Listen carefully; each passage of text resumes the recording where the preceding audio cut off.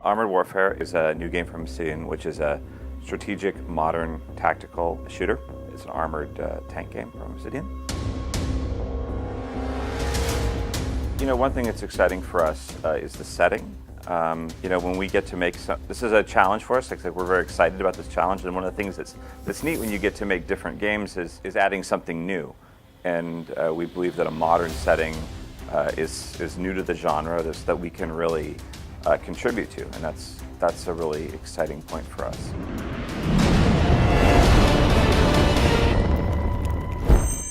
So there'll be a wide variety of countries represented in the game, but really in the modern world it's less about the specific countries the vehicle's from and more about the types of vehicles themselves. And so we'll be focusing on vehicles from everywhere in the world.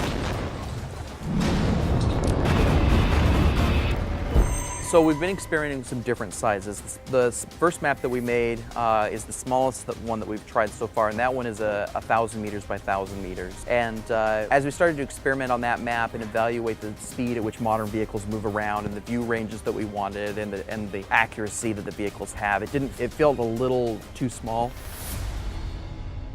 The next size up map that we've been experimenting with is 1,200 meters by 1,200 meters.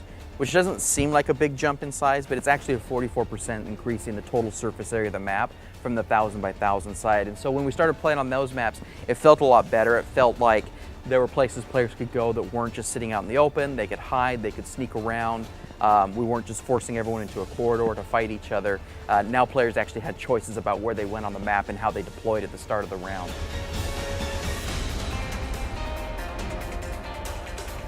And so right now that's a pretty good size for our maps. We definitely intend to continue experimenting with larger and larger maps.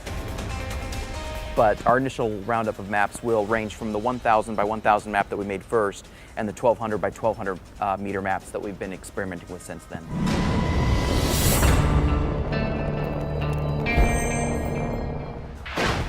By default, we're pretty much making all the projectiles move at their real-world speed. So you have slower ammunition like heat projectiles, which kind of vary in the 3 digits, 700 meters per second to 1,100 meters per second.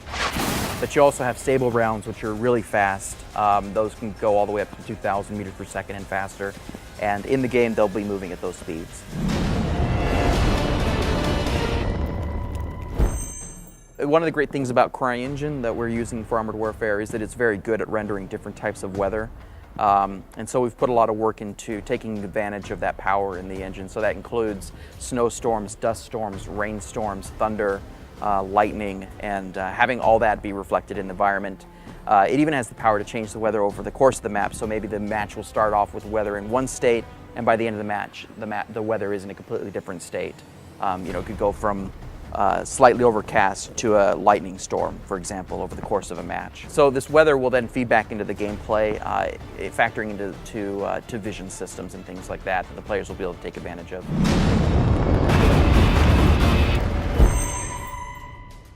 There are spotting mechanics in the game that affect whether or not enemy vehicles can see each other.